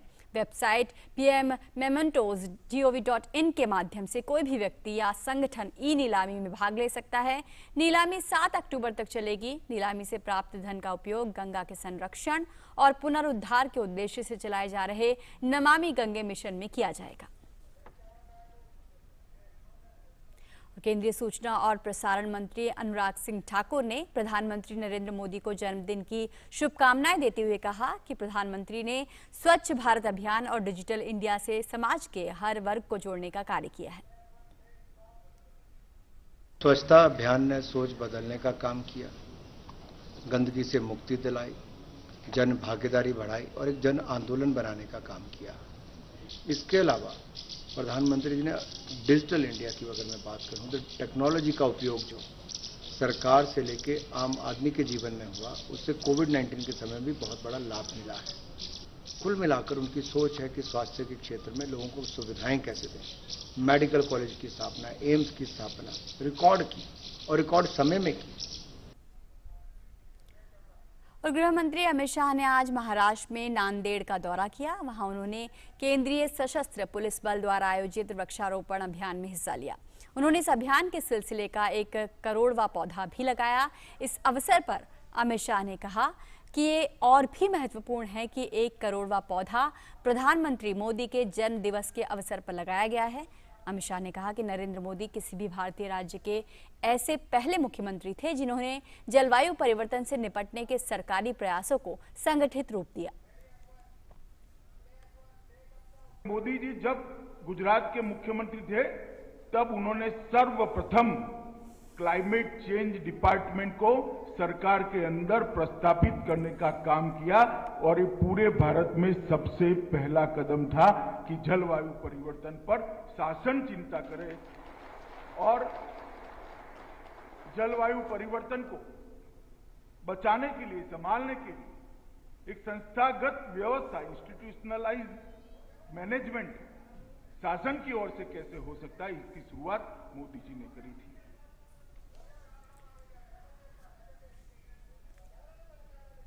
और देश में टीकाकरण के आंकड़े ने एक ही दिन में 1.5 करोड़ के आंकड़े को पार कर लिया है। ये एक ऐतिहासिक क्षण है, एक उपलब्धि है टीकाकरण अभियान की, जहां कोविड टीकाकरण में भारत ने एक नया कीर्तिमान एक ही दिन में स्थापित किया है। अभी तक रिकॉर्ड 1.5 करोड़ वैक्सीन की खुराक दी गई है। प्रधानमंत्री नरेंद्र मोदी के जन्मदिन पर भारत ने ये ऐतिहासिक उपलब्धि हासिल की है और टीकाकरण अभियान को एक नए मयार, एक नए स्तर, एक नए मकाम तक पहुंचाया है। कोविड टीकाकरण में एक नया कीर्तिमान जुड़ गया है। भारत का टीकाकरण अभियान दुनिया में सबसे बड़ा सघन टीकाकरण अभियान, और उसमें एक नया स्तर, एक नया मयार, एक नई उपलब्धि, एक नया मकाम जुड़ते हुए प्रधानमंत्री के जन्मदिन पर भारत ने सेहत के मोर्चे पर, स्वास्थ्य के मोर्चे पर, टीकाकरण के मोर्चे पर एक ऐतिहासिक उपलब्धि अपने नाम जोड़ ली है। और जब से टीकाकरण अभियान शुरू हुआ है, लगातार भारत तेजी से सही दिशा में आगे बढ़ता जा रहा है। लगातार देश के कोने कोने में लोगों को वैक्सीन की खुराक दी जा रही थी ताकि देश से कोविड संक्रमण दूर हो सके, और उसमें नित नए कीर्तिमान जुड़ते जा रहे थे। और आज ये ऐतिहासिक उपलब्धि भारत ने हासिल की है, जब कोविड टीकाकरण में एक नया कीर्तिमान जुड़ गया है, जब देश ने एक ही दिन में 1.5 करोड़ वैक्सीन की खुराक आज अभी तक दी जा चुकी है। और ये ऐतिहासिक उपलब्धि प्रधानमंत्री नरेंद्र मोदी के जन्मदिन पर भारत ने ये ऐतिहासिक उपलब्धि हासिल की है। तमाम चुनौतियां थी इस टीकाकरण अभियान में, उन तमाम चुनौतियों के बावजूद भारत ने ये मकाम, ये स्तर हासिल किया है, एक नए पड़ाव पर पहुंचा है आज वैक्सीन अभियान भारत में, जब प्रधानमंत्री के जन्मदिन पर भारत ने टीकाकरण अभियान में एक और सुनहरी पल इस अभियान में जुड़ गया है। और हमारे साथ हमारे संवाददाता नीतेंद्र जुड़ गए हैं। नीतेंद्र, बहुत बड़ा पल देश के लिए, जब टीकाकरण अभियान में एक और नया मकाम जुड़ गया आज। निश्चित तौर पे ये दृढ़ निश्चय का ही एक तरह से कहा जाएगा कि जो सरकार की दृढ़ इच्छा शक्ति थी कि टीकाकरण बहुत तेजी से हो देश में, और प्रधानमंत्री का खुद का ये एक दृढ़ संकल्प था कि भारत के सभी लोगों को टीकाकरण हो। और आज आप देख लीजिए उनके जन्म दिवस पर जिस तेजी से टीकाकरण हो रहा है, अभी 3.5 के आसपास हो रहा है, तो इसमें 1.5 करोड़ के आंकड़े को पार कर गया, और शाम होते होते हम उम्मीद करते हैं कि 2 करोड़ के आंकड़े को भी पार कर जाएगा, और एक ऐतिहासिक होगा और रिकॉर्ड होगा एक दिन में इतना टीकाकरण एक दिन के अंदर। और पूरे देश भर में बहुत तेजी से हर मिनट 1 लाख के आसपास वैक्सीन के डोज दिया जा रहा है। ये एवरेज देखा गया है सुबह से लेकर अब तक, और सभी राज्य बढ़ चढ़ करके इसमें हिस्सा ले रहे हैं। साथ ही साथ जो लोग हैं वो भी प्रधानमंत्री को उनको जन्मदिन की तोहफा दे रहे हैं कि वैक्सीन के जरिए कि ज्यादा से ज्यादा लोग डोज लेकर के, वैक्सीन का डोज लेकर के और इस अभियान को सफल बनाए। खास तौर पे जोर इस बात को का भी है कि न केवल लोग पहली डोज लें, साथ ही साथ जो दूसरी डोज जिनका वेटिंग में है, जिनको लगाना है, वो भी इस टीकाकरण अभियान में लगवा रहे हैं, जिनका पूरा हो चुका है दूसरी डोज का। तो आप समझ सकते हैं कि जो आज प्रधानमंत्री का जन्मदिन दिवस है उसको किस तरीके से गिफ्ट दिया जा रहा है। वैक्सीन सेवा के रूप में भी और गिफ्ट के रूप में भी जनता उनको दे रही है, और आज रिकॉर्ड टीकाकरण होगा। उम्मीद हम करते हैं कि शाम 7-8 बजे तक ये 2 करोड़ के आंकड़े को भी पार कर जाएगा। बिल्कुल नितेंद्र, कोई भी अभियान हो देश से जुड़ा, प्रधानमंत्री खुद आगे बढ़कर उसका नेतृत्व करते हैं और एक मिसाल कायम करते हैं। जब वैक्सीनेशन अभियान भी शुरू हुआ तो उन्होंने लगातार लोगों को प्रेरित किया और जागरूक किया, अपील की कि सामने आए और टीकाकरण अभियान का हिस्सा बने, और शायद इस अपील का अब ज्यादा से ज्यादा असर देखने को भी मिल रहा है। बिल्कुल, देखिए जब प्रधानमंत्री ने लोगों से ये अपील की है कि वैक्सीन उनके लिए बहुत फायदेमंद है और उनको लगाना चाहिए, तब लोगों ने और बढ़ चढ़ करके हिस्सा लिया और वैक्सीन को लगवाया। शुरुआत अगर हम करें कि 16 जनवरी से वैक्सीनेशन का कार्यक्रम चल रहा है, तब से लेकर के जब उनकी बारी आई थी, तब जब उन्होंने जो वैक्सीन लिया था उसके बाद आपने देखा कि टीकाकरण में काफी तेजी आया था, और जब भी सार्वजनिक मंच पर वो बोलते थे तब तक लोगों से अपील करते थे कि आप जरूर वैक्सीन लगवाएं ताकि आप महामारी से सुरक्षित रहेंगे। आज जब उनका जन्मदिन है तो उस पे सेवा भावना से सभी लोग, चाहे वो कार्यकर्ता हो या फिर जनता हो या हर व्यक्ति जो वैक्सीन अभी तक नहीं लिया था वो वैक्सीन ले रहा है। जिनकी पहली डोज बची हुई थी वो ले रहे हैं, साथ ही साथ जिनकी दूसरी डोज है वो भी ले रहे हैं। और इस अभियान को और तेजी लाया जाएगा, क्योंकि अभी भी राज्यों के पास करीब करीब 7 करोड़ वैक्सीन के डोज मौजूद है। तो एक दृढ़ संकल्प सरकार का, प्रधानमंत्री का खुद का, और वो वैक्सीन को लेकर के हमेशा समीक्षा बैठक भी करते थे। आपने देखा होगा जब शुरुआत वैक्सीन जब बन रहा था और जो वैज्ञानिक हमारे उस पर लगे हुए थे, तो उन्होंने तीनों जो बड़ी कंपनियां हैं अपने देश की, वहां पर उन्होंने खुद दौरा किया था, वैज्ञानिकों का हौसला बढ़ाया था। साथ ही साथ वो जो डॉक्टर्स हैं, जो फ्रंट लाइन वर्कर हैं, जो कोरोना वॉरियर हैं, आशा कार्यकर्ता हैं जो वैक्सीन लगाती हैं, या फिर जो नर्स है वो जो वैक्सीन देती हैं, उनके बारे में भी उन्होंने बहुत कुछ कहा था कि कैसे उनका समर्पण इस टीकाकरण अभियान को आगे बढ़ा रहा है। तो प्रधानमंत्री का जीवन जो है वो सेवा, समर्पण और सुशासन का एक मिसाल है, और ये सुशासन का अच्छा उदाहरण देखने को भी मिल रहा है। सेवा का भी एक अवसर के रूप में देखा जा रहा है कि इस अभियान को, टीकाकरण अभियान को उतनी गति मिल रही है। बिल्कुल, तो देश ने 1.5 करोड़ वैक्सीनेशन का आंकड़ा पार किया, एक नया स्तर, एक नया मकाम हासिल किया है। नितेंद्र, अगर बात करें प्रधानमंत्री के प्रेरित करने की, तो बार बार हर मंच से देश के स्वास्थ्य कर्मियों, देश के डॉक्टरों की हौसला अफजाई करते रहे, और ये ऊर्जा उन तक भी पहुंची, इसीलिए शायद उन दूरवर्ती इलाकों में भी वैक्सीनेशन अभियान 100% भी हुआ है, जहां पर लगता था कि नहीं हो पाएगा। जी बिल्कुल, अगर प्रेरणा न मिलती और जो हौसला नहीं मिलता प्रधानमंत्री की तरफ से, तो शायद ये संभव नहीं था। क्योंकि आशा कार्यकर्ता हो या एनएम हो या नर्स हो, आप देख रहे हैं कि जो 6 ऐसे राज्य हैं जिसमें अपने वयस्क आबादी का 100% टीकाकरण कर दिया है, चाहे वो हिमाचल हो, गोवा हो, सिक्किम हो, दादर नगर हवेली हो, लक्षद्वीप हो। तो ये ऐसे राज्य हैं जहां पर विकट परिस्थितियां, भौगोलिक स्थिति आप देखें हिमाचल की अलग किस्म की है। वहां भी दूर दराज के इलाकों तक में हमारे जो आशा कार्यकर्ता और जो नर्स हैं वो जाकर के गए और वहां पर वैक्सीन दिया। और अरुणाचल के सुदूर इलाकों में भी टीकाकरण हो रहा है। आपने देखा होगा कि जब बाढ़ आया था राज्य के, देश के कई हिस्सों में, वहां पर टीकाकरण वाली नाव चलाई गई थी कि जो लोग फंस गए हैं उनका भी समय पर टीकाकरण हो। तो आशा कार्यकर्ता ही थी जो नाव के जरिए वहां गई। तो ये प्रेरणा और हौसला प्रधानमंत्री से ही मिलता है। हिमाचल में भी उन्होंने स्वास्थ्य कर्मियों से बातचीत की थी कि कैसे उन्होंने इस सफलता तक अंजाम दिया था। उनके हौसले को उन्होंने तारीफ किया था, उनके जो काम को प्रधानमंत्री ने तारीफ किया था। तो बिल्कुल प्राइम मिनिस्टर हमेशा ये देखते हैं, सोचते हैं कि कैसे लोगों को प्रेरित किया जाए ताकि वो अपने काम को सही तरीके से अंजाम दे, और जो भी अच्छा काम करता है उनकी वो तारीफ भी करते हैं। जी, और प्रधानमंत्री विश्व बंधुत्व की बात करते हैं, वसुधैव कुटुंबकम की बात करते हैं, पूरी दुनिया को अपना घर मानते हैं, और टीकाकरण अभियान में भी यही भावना रही, हमने अपने पड़ोसियों की भी मदद की। जी बिल्कुल, देखिए भारत की एक परंपरा रही है कि अपने पड़ोसी को भी मदद करना, अपने दोस्तों को भी मदद करना, और इसी भावना से जब वैक्सीन, क्योंकि हम जानते हैं कि भारत दुनिया का सबसे बड़ा वैक्सीन निर्माता देश है और भारत से ही दुनिया के सबसे ज्यादा वैक्सीन का निर्यात भी होता है। तो ऐसे समय में जब महामारी सभी देशों में है तो उसको खत्म करने के लिए जो भी हमारे देश थे, जो सहयोगी देश थे, उन तक वैक्सीन पहुंचाई गई, दी गई, गिफ्ट दिया गया।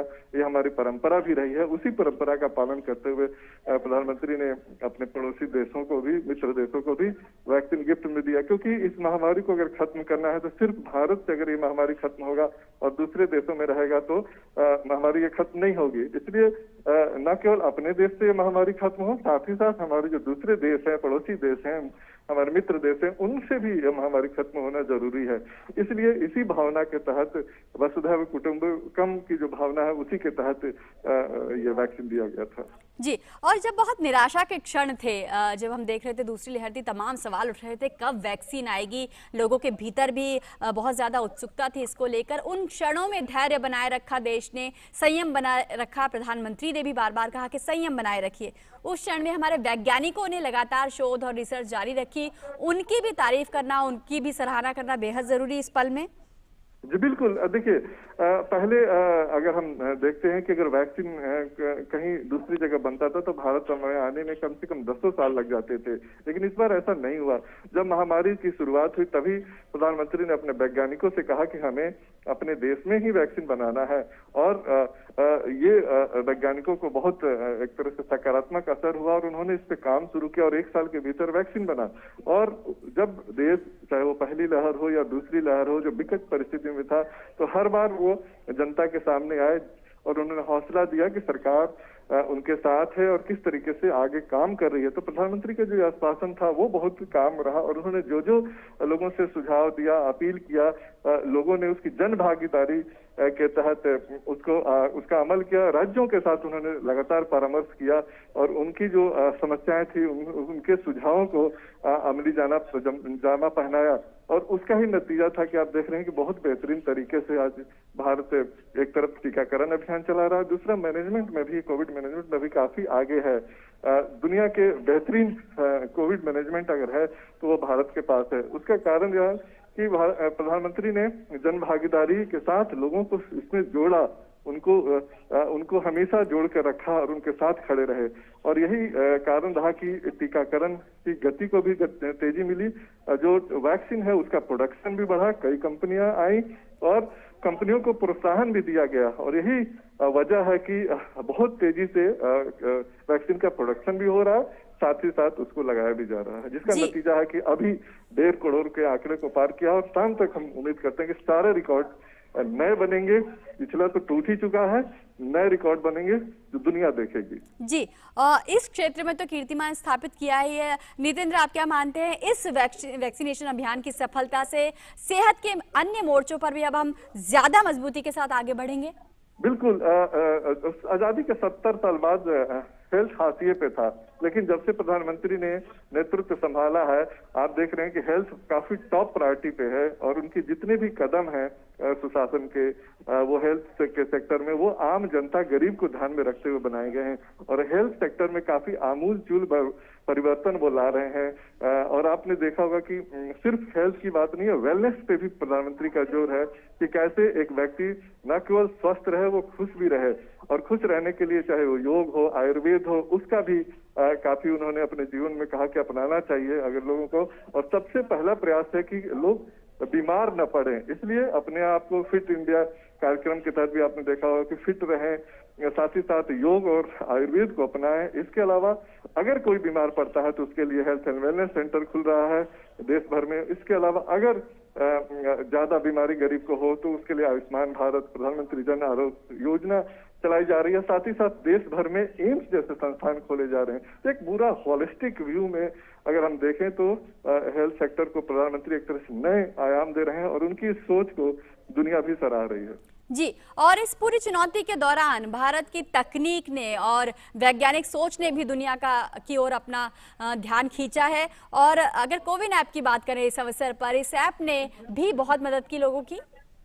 बिल्कुल, देखिए कोविन आईटी प्लेटफॉर्म है जिसके जरिए वैक्सीन को न केवल ट्रैक किया जाता है, साथ ही साथ अगर आप वैक्सीन लेना चाहते हैं तो कोविन ऐप में आप अपने मन के मुताबिक समय, तारीख, दिन ले सकते हैं, और उसके जरिए ही आपको इलेक्ट्रॉनिक सर्टिफिकेट आपको मिलता है मोबाइल पे। तो कोविन इस तरह का आईटी प्लेटफॉर्म बनाया गया है कि इतना फ्रेंडली है, हम लगातार अपने डैशबोर्ड पे भी देख सकते हैं कि जितना वैक्सीन हो रहा है वो आपको दिख रहा है पूरे देश भर में, तो लगातार अपडेट हो रहा है। और कोविन की इतनी अच्छी व्यवस्था है ताकि जिसके वजह से दुनिया के बाकी देश भी ये इसमें इंटरेस्ट लिए थे कि उनके यहाँ भी इसको भेजा जाए, इसके लिए ट्रेनिंग भी दी गई और दुनिया के दूसरे देश भी इसको अपना रहे हैं। तो तकनीक का बहुत ज्यादा टीकाकरण अभियान में सहारा दिया गया। आरोग्य सेतु ऐप देखिए कितनी बेहतरीन ये बनी है कि अगर कोई व्यक्ति अगर किसी के संपर्क में आया है तो वो बता देता है, कलर बदल जाता है, ग्रीन से रेड और येलो हो जाता है। तो आरोग्य सेतु ऐप भी काफी कोरोना काल में इम्पोर्टेंट रहा, और आरोग्य सेतु ऐप के जरिए भी आप वैक्सीनेशन का रजिस्ट्रेशन करा सकते हैं, और अगर आप वैक्सीनेट होते हैं तो वो बताता है कि आप वैक्सीनेट हैं। तो तकनीक का भी बहुत सहारा लिया गया इस पूरे कोरोना काल में। ई संजीवनी जिसमें टेली कंसल्टेशन के जरिए घर बैठे लोगों को ट्रीटमेंट में मिला। तो ये तमाम जो कदम थे वो प्रधानमंत्री के सुझाव पे, उनके दिशा निर्देशन पे ही ये संभव हो पाएगा। जी, और जब वैक्सीनेशन अभियान शुरू हुआ, जब चुनौतियों की बात हुई तो कहा जा रहा था प्रबंधन कैसे होगा, कैसे भंडारण होगा, इस मोर्चे पर भी भारत ने करके दिखाया। जी बिल्कुल, देखिए टीकाकरण का यह अभियान तभी संभव हुआ जब कंपनी से बन करके और देश के जो 29,000 कोल्ड चेन पॉइंट है वहां पहुंचाया गया, जिसमें एयरफोर्स, इसमें हमारी जो विमान कंपनियां हैं उनका सहारा लिया गया, एयर मार्ग से भी ले जाया गया। तो देश के 29,000 कोल्ड चेन पॉइंट है जहां से दूर दराज के इलाकों में वैक्सीन पहुंचाया जाता है और देश के हर हिस्से में पहुंचाया जाता है। और ये मजबूत सिस्टम है हमारे यहाँ बना हुआ है देश में, और इसकी ट्रैकिंग कोविन IT प्लेटफॉर्म के जरिए होती है कि उसका टेम्परेचर कितना है, एक वैक्सीन अगर खुला तो कितने लोगों को लगा, कितने देर में लगेगा, तो तमाम एक छोटी छोटी बारीकी नजर इस पर रखी जाती है। बिल्कुल, निश्चित तौर पर तो आज 1.5 करोड़ के आंकड़े को टीकाकरण अभियान के तहत भारत ने छू लिया है। एक नए स्तर पर ये अभियान पहुंच गया है। और नितेंद्र, अगर हम सोच की बात करें तो दुनिया के तमाम देशों में हमने देखा कि वैक्सीन को लेकर एक नकारात्मक माहौल था, लेकिन भारत के लोगों ने पूरा संयम बनाए रखा और पूरा सहयोग किया कि किस तरीके से इस अभियान को सफल बनाया जाए। बहुत बहुत शुक्रिया नितेंद्र आपका हमसे जुड़ने के लिए और इस अहम खबर पर जानकारी हमारे साथ साझा करने के लिए। तो भारत ने टीकाकरण अभियान में एक नया मकाम हासिल कर लिया है। आज अभी तक 1.5 करोड़ डोज के आंकड़े को भारत ने छू लिया है और लगातार तेजी से सही दिशा में टीकाकरण अभियान प्रधानमंत्री के नेतृत्व में आगे बढ़ रहा है। और आज उनके जन्मदिन पर ही भारत ने टीकाकरण अभियान में यह ऐतिहासिक उपलब्धि हासिल की है। और आगे बढ़ते हैं, गृह मंत्री ने देश की सुरक्षा के लिए CRPF के योगदान और उनके त्याग को भी याद किया और कहा कि CRPF के बिना देश की आंतरिक सुरक्षा संभव नहीं है। मैं इसको वास्तविकता मानता हूं कि CRPF के बगैर देश की आंतरिक सुरक्षा की कल्पना हो ही नहीं सकती है, बच ही नहीं। मुझे और पूरे देश को आप लोगों के त्याग, बलिदान और समर्पण पर गर्व है और आप जो देश की आंतरिक सुरक्षा को मजबूत करने में आपका योगदान दे रहे हो, देश में जो विकास हो रहा है, देश $5 ट्रिलियन की इकोनॉमी बनने की दिशा में आगे बढ़ रहा है, वो आपके समर्पण और आपके बलिदान के अलावे संभव नहीं है। और national gallery of modern art ने आज़ादी के अमृत महोत्सव की थीम पर एक चित्रकला कार्यशाला का आयोजन किया। देश भर से लगभग 1000 से अधिक कलाकारों ने इसमें प्रत्यक्ष और डिजिटल माध्यम से हिस्सा लिया। कार्यक्रम का लक्ष्य कला के माध्यम से देश के विकास को लेकर मंथन करना था। National gallery of modern art में भी आज जब देश आज़ादी का अमृत महोत्सव मना रहा है तो इस थीम पर देश के तमाम जाने माने कलाकार जो हैं वो यहाँ पर इस वक्त मौजूद हैं और वो अपनी कला के ज़रिए देश को किस प्रकार से आगे ले जा सकें, क्या एक सोच होनी चाहिए, समस्याएं कितनी हैं और उसको समाधान को लेकर के जो एक वार्तालाप, एक संवाद है वो अपनी चित्रकला के ज़रिए वो लोग यहाँ पर दिखाना चाह रहे हैं। और तकरीबन 1000 लोग जो हैं वो यहाँ पर वर्चुअली भी जुड़े हैं और साथ ही साथ यहाँ पर कुछ लोग ऐसे हैं जो यहाँ पर आकर के इस अपनी कला को लोगों तक पहुँचाने का प्रयास कर रहे हैं। हमारे साथ national gallery of modern art के DG अद्वैत गणनायक जी इस समय मौजूद हैं। सर, क्या कॉन्सेप्ट है इस बार ये जो चित्रकला प्रदर्शनी का आयोजन किया? हम अमृत महोत्सव बना रहे हैं और इसी बातों को लेके कि आर्टिस्ट का नेशन मिल के लिए क्या रोल रहेगा, राष्ट्र निर्माण के लिए आर्टिस्ट का योगदान क्या है, उसी सब्जेक्ट को लेके हम काफ़ी चर्चा भी कर रहे हैं अंदर में। और फिर यहाँ पर जो आर्टिस्ट देख रहे हैं उसी सब्जेक्ट को लेके एक पॉजिटिव वे में देश का साथ जोड़ना है और देश को आगे लेना। हजारों साल का बाद क्या देश होगा। बहुत से लोग अलग अलग टाइप के यहाँ पे चित्रकारी कर रहे हैं, लेकिन साथ में एक यूनिक चीज़ भी देखने को मिली है। मैम, ये क्या आर्ट है और क्या आप बना रहे हैं? ये स्कल्पचर है, ये मैं ब्रोंज कास्टिंग के लिए कर रही हूँ। तो ये डायरेक्ट वैक्स में कर रही हूँ, इसके बाद इसको कास्ट करके और ब्रोंज में कन्वर्ट कर दिया जाएगा। इसमें मैं एक थीम लेके चल रही हूँ, एक फीमेल फॉर्म है जो बर्ड्स वगैरह भी और एलिमेंट्स में ऐड करूँगी इसके साथ। तो वो नेचर के साथ बातें कर रही है। दिखाना चाहता हूँ ह्यूमन माइंड को डेवलप होगा तभी सब कुछ अपने आप ही डेवलप हो जाएगा। मतलब सबसे पहले हम लोग का दिमाग को डेवलपमेंट बहुत ज़रूरी है। तो इसी कारण से मैं एक ह्यूमन फिगर दिखा रहा हूँ जिसमें उसमें बहुत सारे अनगिनत खिड़की, दरवाज़ा, बहुत सारे स्पेस है जहाँ पे अलग अलग हम लोगों का चीज़ होता है। तो उसको हम लोग को डेवलप करना है। इस पेंटिंग का टाइटल है हु एम आई, कौन हूँ मैं। तो जब आप देखेंगे तो कोई भी दर्शक देखता है कि यार ये इसमें हिंदू भी नज़र आ रहा है, मुस्लिम भी नज़र आ रहा है, ईसाई भी नज़र आ रहा है, तो खून का रंग तो लाल ही है, तो हम सब एक हैं। तो आपने देखा कि किस तरीके से अलग अलग रंग हैं, अलग अलग रूप हैं, और लेकिन सबका मकसद सिर्फ एक है, अपनी कला को प्रदर्शित करने का तरीका अलग है, लेकिन सभी ये आज़ादी के अमृत महोत्सव में अपना एक योगदान देना चाहते हैं कि देश के विकास में वो किस तरीके से भागीदार हो सकते हैं, कला किस तरीके से भागीदार हो सकती है, उसका नज़ारा यहाँ पर देखने को मिल रहा है। कैमरामैन मोहित जोशी के साथ चंद्रशेखर, डीडी न्यूज़, दिल्ली। कला के जरिए देशभक्ति की भावना की अभिव्यक्ति। आगे बढ़ते हैं। लखनऊ में आज केंद्रीय वित्त मंत्री निर्मला सीतारमण की अध्यक्षता में जीएसटी काउंसिल की बैठक जारी है। कोविड-19 महामारी के बीच 20 महीनों तक वर्चुअल मीटिंग का दौर चलने के बाद अब लखनऊ में होने वाली परिषद की इस पूर्ण बैठक को काफी महत्वपूर्ण माना जा रहा है। बैठक में कोविड-19 परिषद के पहले के फैसलों पर समीक्षा की जा सकती है। कई रिपोर्ट्स का ये भी कहना है कि जीएसटी काउंसिल में पहली बार पेट्रोल और डीजल को जीएसटी के दायरे में शामिल करने पर भी चर्चा की शुरुआत हो सकती है।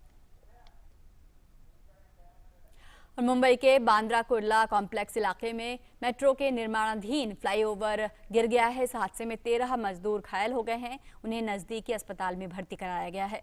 यह हादसा आज सुबह करीब 4:40 पर हुआ। यहां रात में मेट्रो का काम चल रहा था। फिलहाल यहां बचाव और राहत कार्य चल रहा है। फायर ब्रिगेड की टीम सर्च ऑपरेशन में जुटी है। हादसे के दौरान मेट्रो के ब्रिज पर काम चल रहा था। यहां पर कुल मिलाकर 24 लेबर, 2 सुपरवाइजर और 2 इंजीनियर काम कर रहे थे।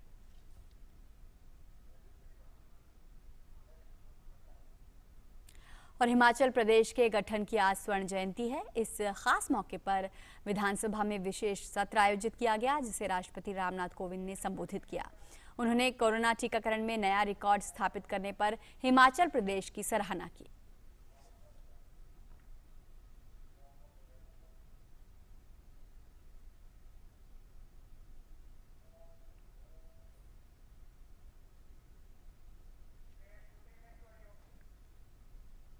कोविड महामारी का सामना करने में हिमाचल प्रदेश ने देश में सबसे पहले वैक्सीन की पहली डोज 100% आबादी को लगाने का कीर्तिमान स्थापित किया है। प्रधानमंत्री श्री नरेंद्र मोदी द्वारा दिए गए साधुवाद को मैं अक्षरशः साझा करना चाहूँगा, जिसमें उन्होंने कहा है कि हिमाचल प्रदेश इस महामारी के विरुद्ध लड़ाई में चैंपियन बनकर सामने आया है। इसके लिए हिमाचल प्रदेश के सभी कोरोना वॉरियर्स की मैं सराहना करता हूं। राष्ट्रपति ने हिमाचल प्रदेश में पर्यावरण के संरक्षण के लिए उठाए गए कदमों की भी सराहना की। हिमाचल प्रदेश के लोगों ने विगत 50 वर्षों में विकास की जो गाथा लिखी है, उस पर सभी देशवासियों को गर्व होता है। हिमाचल प्रदेश सरकार द्वारा प्रदेश की विकास यात्रा को जनमानस तक पहुंचाने की पहल अत्यंत सराहनीय है। सन 2014 में यह विधानसभा देश की पहली पेपरलेस विधानसभा बनी। यह टेक्नोलॉजी के सक्षम उपयोग, पर्यावरण की रक्षा तथा आर्थिक संसाधनों की बचत का अच्छा उदाहरण है। पर्यावरण के संरक्षण व संवर्धन के लिए राज्य सरकार ने प्लास्टिक के उपयोग पर प्रतिबंध लगाने सहित अनेक सराहनीय प्रयास किए हैं। और हिमाचल प्रदेश के मुख्यमंत्री जयराम ठाकुर ने कहा है कि अब हिमाचल प्रदेश की गिनती देश के खुशहाल और प्रगतिशील राज्यों की श्रेणी में की जाती है। उन्होंने पूर्व प्रधानमंत्री अटल बिहारी वाजपेयी को याद करते हुए उनके द्वारा शुरू की गई प्रधानमंत्री ग्राम सड़क योजना के लिए आभार जताया। पूर्ण राजत्व प्राप्त करने पर प्रदेश में भारतीय संविधान के तहत न्यायिक, प्रशासनिक तथा संस्थागत निकाय अस्तित्व में आए और प्रदेश की अविरल विकास यात्रा को बल मिला। प्रदेश के ईमानदार, कर्मठ व मेहनतकश लोगों के प्रयासों से आज हिमाचल की गिनती देश के खुशहाल एवं प्रगतिशील राज्य में की जाती है। पूर्व में देश के प्रधानमंत्री रहे श्री अटल बिहारी वाजपेयी जी को हम स्मरण करते हैं। हिमाचल के प्रति उनका बहुत प्रेम था और ऐसे पहाड़ी राज्य के लिए अगर इस प्रकार की योजना, प्रधानमंत्री ग्राम सड़क योजना जैसी योजना अगर शुरू नहीं हुई होती तो आज भी हिमाचल प्रदेश के अधिकांश गांव सड़कों के बिना होते। और सीधे आपको लिए चलते हैं, गृह मंत्री अमित शाह संबोधित कर रहे हैं।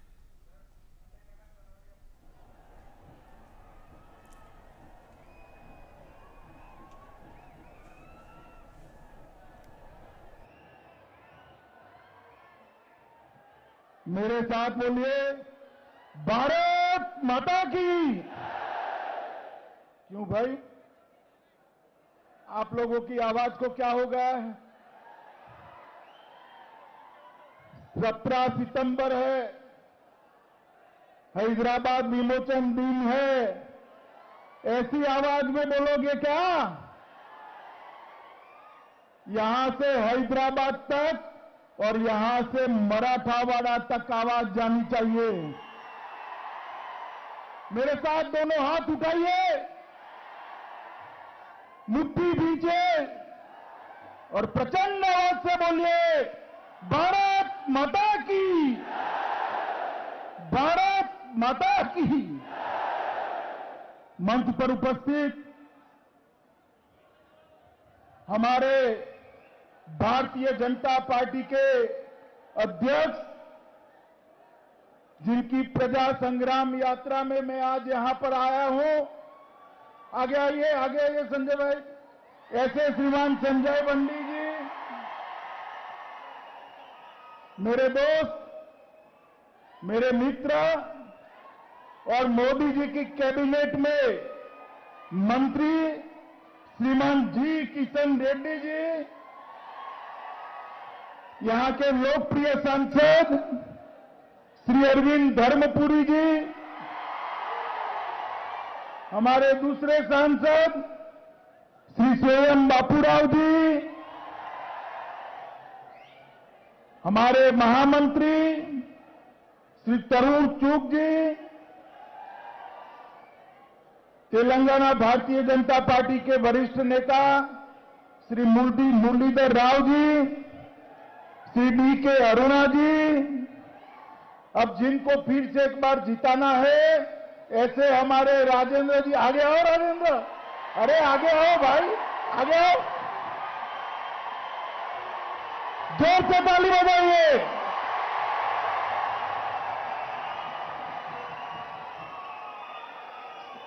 श्री सुधाकर रेड्डी जी, श्री जितेंद्र रेड्डी जी, अरुणा जी, हमारे सारे मंच पर बैठे हुए पदाधिकारीगण और आज इतनी बड़ी संख्या में जहां तक नजर पहुंचती है लोग ही लोग दिखाई रहे हैं, आए हुए तेलंगाना के मेरे प्यारे भाइयों और बहनों को मेरा नमस्कार।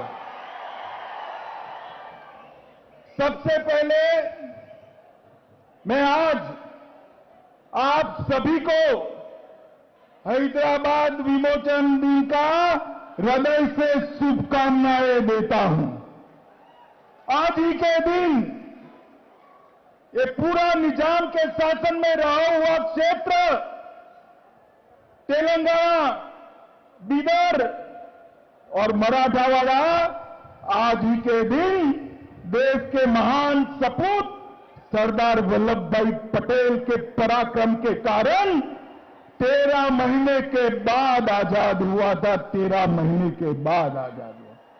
इसलिए आज का दिन एक महीनों में